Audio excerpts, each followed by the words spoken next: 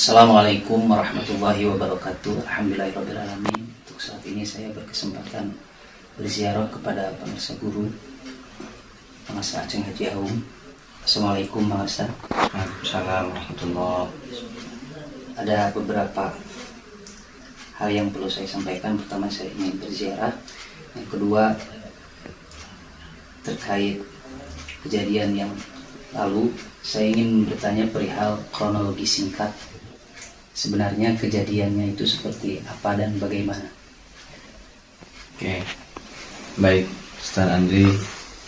Pertama, saya terima kasih banyak atas kunjungannya atau jengukannya. Begitupun dengan sahabat-sahabat, dulur-dulur yang lain. Sami-sami oge abdi ngaturkeun nuhun, haturkeun nuhun anu parantos kalayar.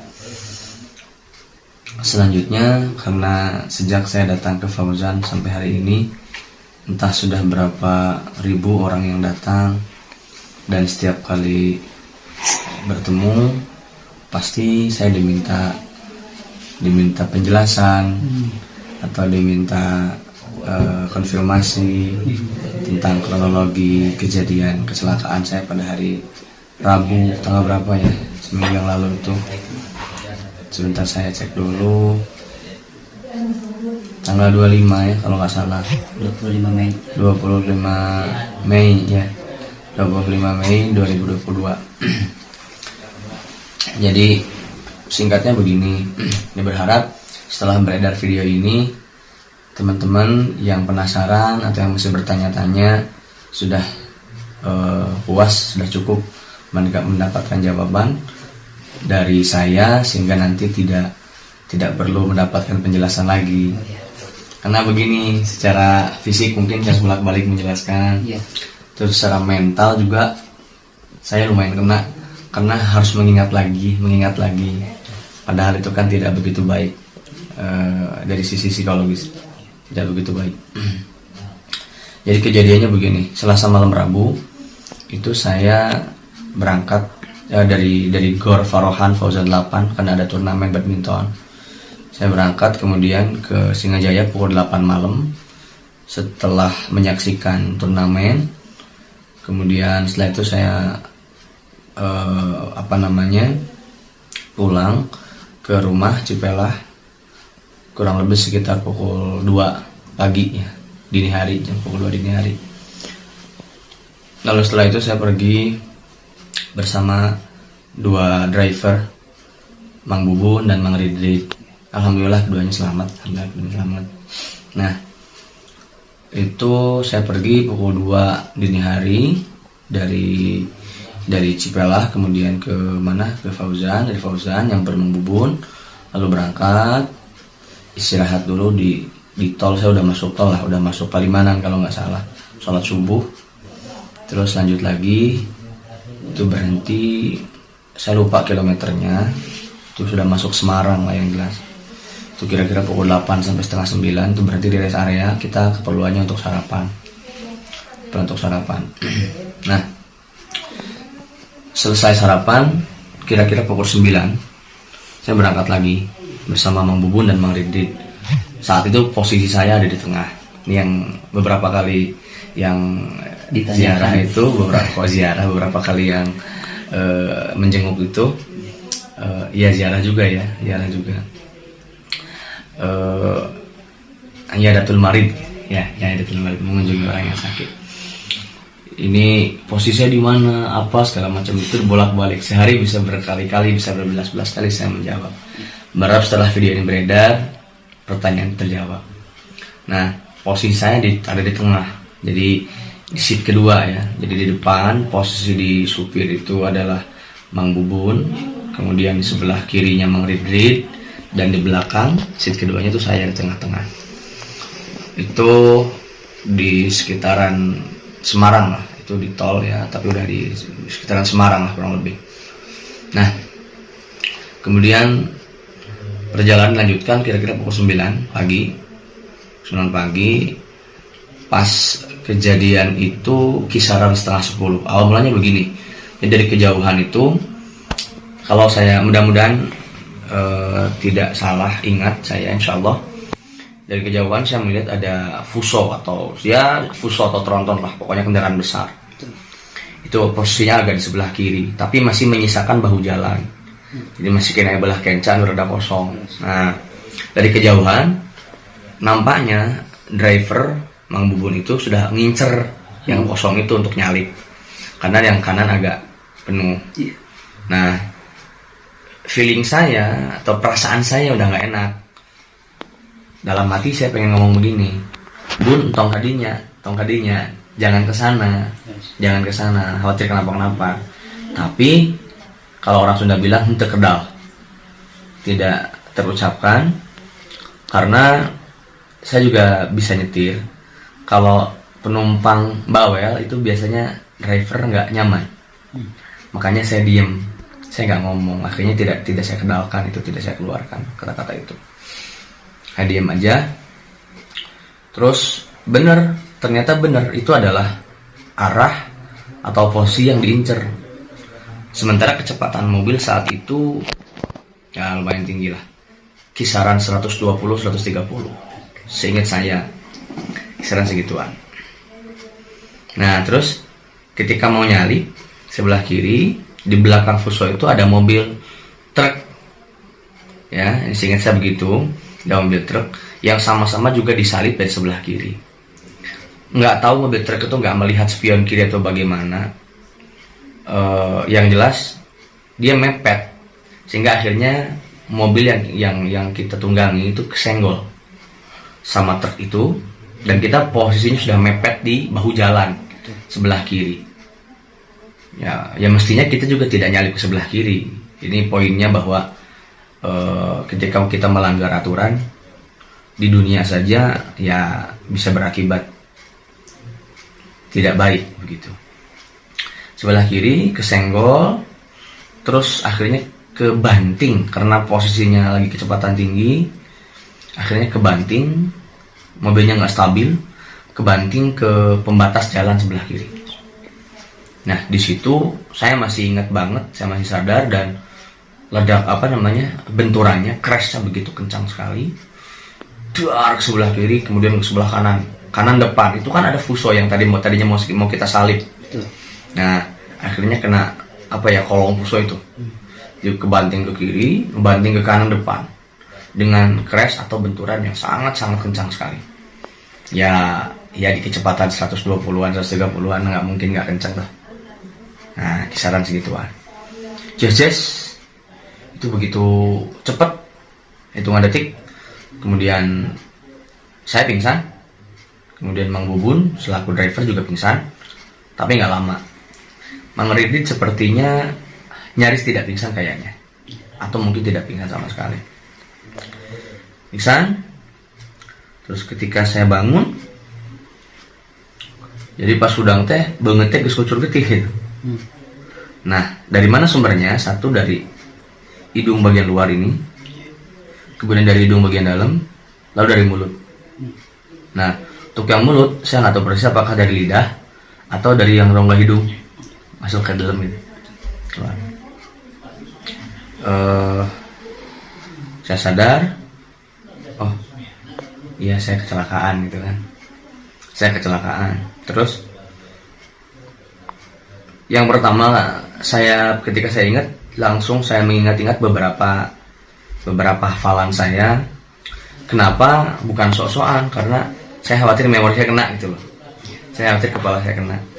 Maka yang pertama saya ingat itu adalah beberapa hafalan.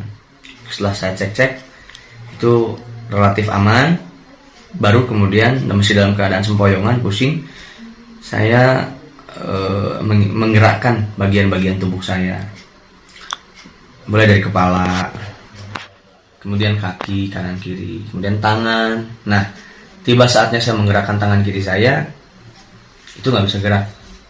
Ngaplek mencek bahasa nama. Ngaplek. Kita pikiran teh. Oh, berarti potong teh dengan urang. Sebab tidak ada luka luar, Bandri. Yang ada luka luar cuma dari sini aja. Nah, ketika saya bangun ketika saya sadar dari pingsan, saya langsung video call istri saya, ngasih tahu kalau saya kecelakaan. Kemudian saya diminta keluar sama yang mau nolong, Mas keluar dulu, kayak lagi keneh, karena masih puyeng. Gak lama kemudian saya keluar, saya video call Ceng Hilman, kakak saya, Ceng Umum. Saya video call, terus beliau juga lagi ada kendaraan waktu itu. Saya masih keadaan pusing. Saya bilang ke beliau kalau saya kecelakaan di tol sekitaran Semarang di situ. Nampak sekali beliau juga shock, dan ya nggak lama kayaknya setelah saya hubungi, beliau juga langsung meluncur ke TKP. Saya tutup. Nah, kondisi tangan saya udah ngaplek, udah saya paku begini, udah nggak bisa gerak, nggak ada tenaganya, udah lemes. Nah, saya istirahat sebentar, tiba-tiba yang menolong datang dari Jasa Marga datang, ambulan Jasa Marga datang, terus saya dibawa ke rumah sakit terdekat dari TKP, yaitu rumah sakit RSUD Salatiga. Nah, jadi sebetulnya Salatiga itu bukan lokasi kejadian kecelakaan ya, tapi rumah sakit terdekat dari TKP gitu. Tuh. Nah, ketika saya keluar dari mobil, ninggalin mobil orang harus percaya. Maksudnya kayak pas ninggalin mobil, ya Allah, gini kan mobil itu pejet gitu, berarti orang kayaan kita selamat. Lamun dibandingkan dengan kayaan mobil anu segitu. Tapi baju saya udah penuh darah dan nggak bisa dibuka karena tangan saya patah. Nggak bisa dibuka, aku mau muka bingung. Tapi bau hanyir kan, bau amis gitu loh, bau amis darah semua di mana-mana darah. Akhirnya nanti bajunya digunting-gunting gitu. Dah. Kalau saya dicanak ke rumah sakit umum daerah Salatiga, RSUD Salatiga. Sampai sana itu sebelum zuhur. Terus setelah itu tiba-tiba ada orang datang. Masya Allah, luar biasa sekali ini.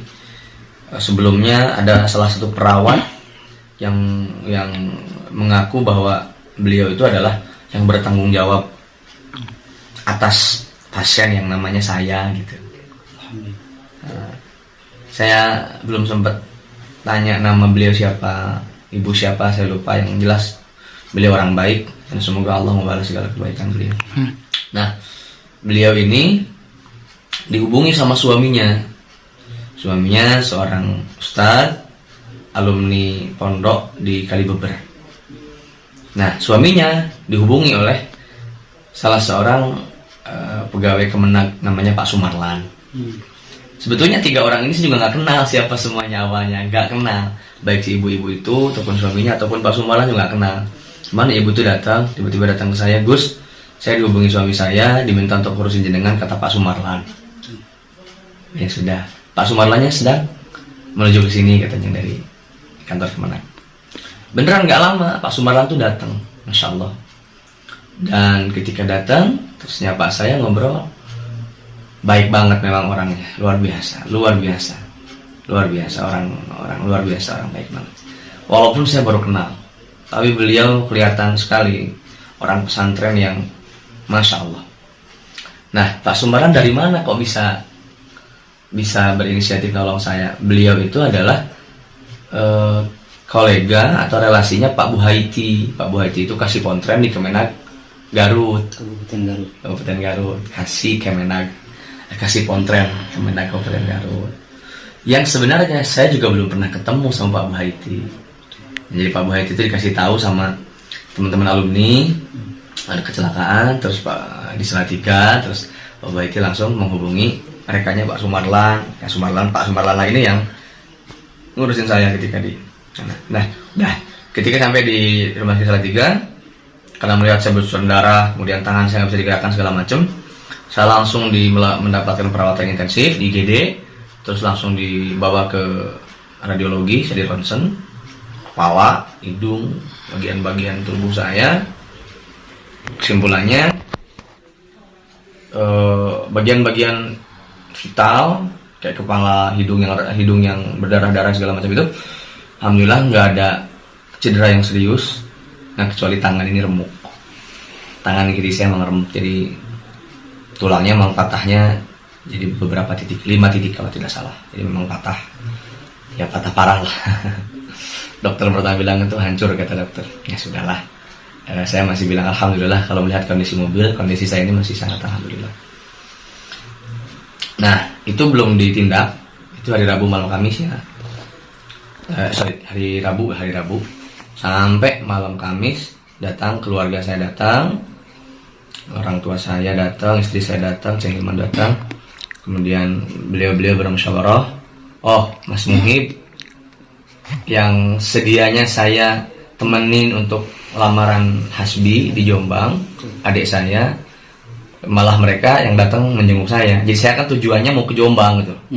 Kalau ditanya mau kemana, saya mau ke Jombang gitu, mau ke Jombang. Nah, akhirnya yang dari Jombang malah datang jenguk saya. Paman saya Amuhib, suaminya bibi saya ini Mas Wiwah, dan anaknya datang, bahkan calon kakak ipar adik saya Hasbi, ini juga adik saya, adik kelas saya di pondok, namanya Fauzi Darmawan, sama Pak Fadlan Murtado dari Al-Muhibbin, senior saya dari Muhibbin juga datang menjenguk sampai ke rumah sakit Salatiga.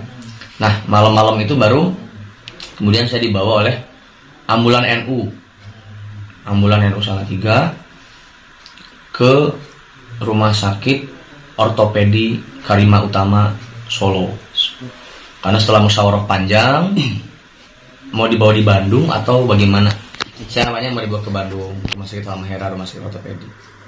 Tapi ya musyawarah panjang sampai kemudian di kabar ini terdengar oleh kiai saya di Jawa Timur.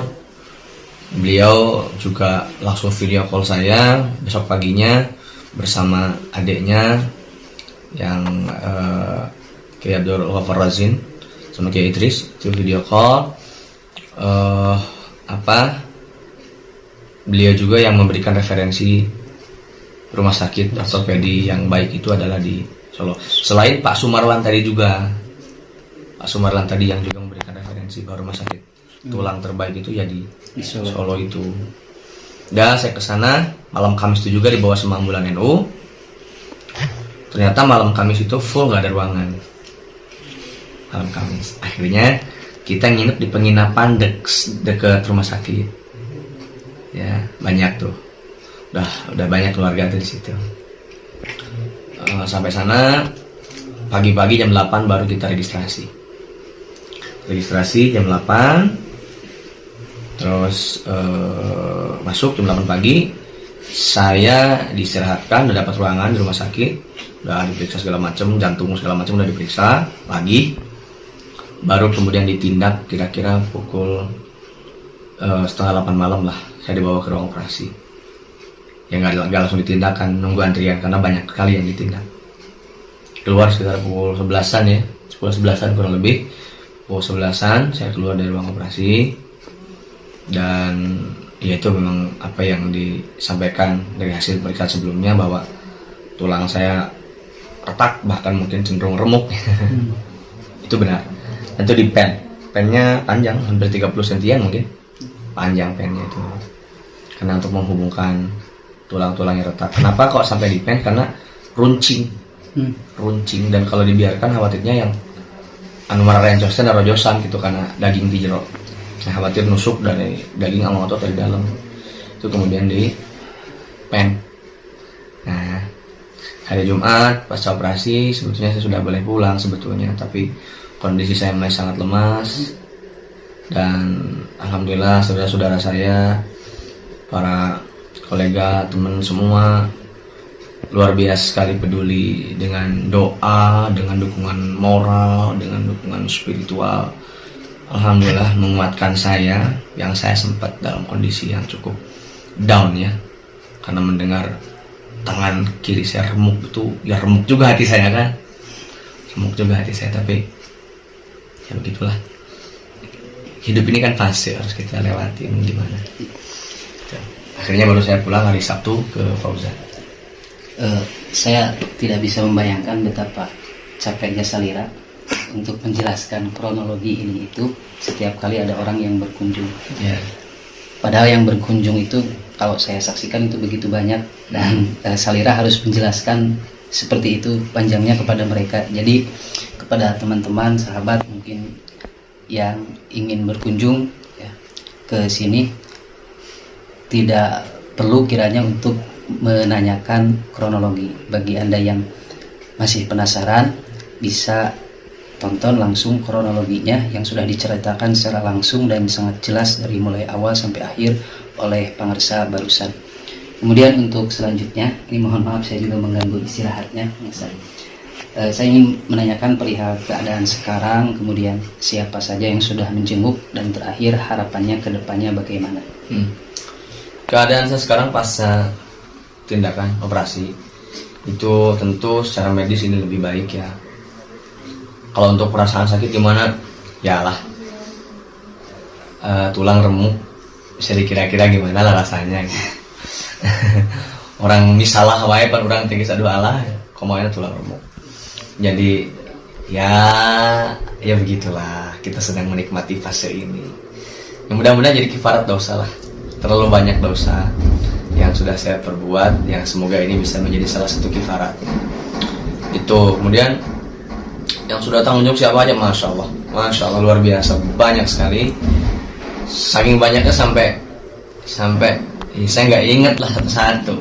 Banyak sekali saudara, teman, guru, keluarga sudah pasti, sahabat. Di sini saya betul-betul tahu bahwa sabedegong-bedegong na urang, sabangor-bangor na urang, sabantangul-bantangul na urang, ternyata loba tidak melunyahan ka urang. Nah, saya berharap segala kebaikan beliau-beliau yang sudah menyempatkan diri datang, berkunjung, mendoakan, itu juga diterima oleh Allah. Dan saya berharap bahwa apa yang saya alami sudah cukup sampai diri saya gitu. Jangan lagi dialami oleh siapapun. Muncul orang Sunda teh mendek leker melah jantung, ngeseret dia ini cukup kurang. Dan ungkapan prihatin atau apa istilahnya, ya apa duka cita apa itu juga disampaikan teman-teman yang jauh dan belum sempat atau belum bisa berkunjung. Nggak apa-apa, yang penting doakan saya, karena saya juga ya sedang butuh cukup istirahat. Yang penting doanya saja dari teman-teman itu sudah lebih dari cukup buat saya. Kemudian harapannya ke depan. Harapan ke depan sih untuk saya pribadi ya, tetap teman-teman mohon doa agar saya bisa cepat kembali pulih dan bisa beraktivitas kembali, karena ada terlalu banyak hal baik yang belum saya lakukan. Ada terlalu banyak kemanfaatan yang belum saya lakukan. Ada banyak hal positif yang belum saya kerjakan. Prinsip saya sih nggak banyak sih, saya ingin menjadi bagian dari khairun nas itu. Anfa'uhum linnas. Saya ingin menjadi bagian dari manusia yang bisa bermanfaat bagi orang lain. Nah, kalau saya sehat kan secara zahir mungkin itu aktivitasnya lebih leluasa. Berbeda ketika saya sakit, tentu akan serba terbatas. Itu harapan saya ke saya pribadi. Adapun harapan kepada dulur-dulur, kepada teman-teman semua, tetap hati-hati dimanapun berada. Tetap berdoa sebagai salah satu ikhtiar batin, dan berhati-hati dalam melakukan segala aktivitas selaku ikhtiar zahir, karena kita kan percaya ikhtiar itu ada yang zahir, ada yang batin. Selebihnya ya mari kita bertawakal kepada Allah. Itu saja sih mungkin Pak Andri yang Untuk terima kasih atas waktunya. Mohon maaf saya mengganggu istirahatnya. Kemudian terakhir saya ingin menyampaikan dari teman-teman hanya bisa menghaturkan doa, mudah-mudahan lekas sembuh seperti sedia kala, karena kata teman-teman ini sudah sangat rindu ingin sebagaimana kita biasanya bertemu setiap hari ya, ada di majelis ilmu gitu Mas. Alhamdulillah. sampaikan juga salam rinduku kepada sahabat saya. Ternyata benar rindu itu berat. Mudah-mudahan nggak terlalu lama rindunya. Jadi cepat bersua. Saya punya satu seiran. Ya.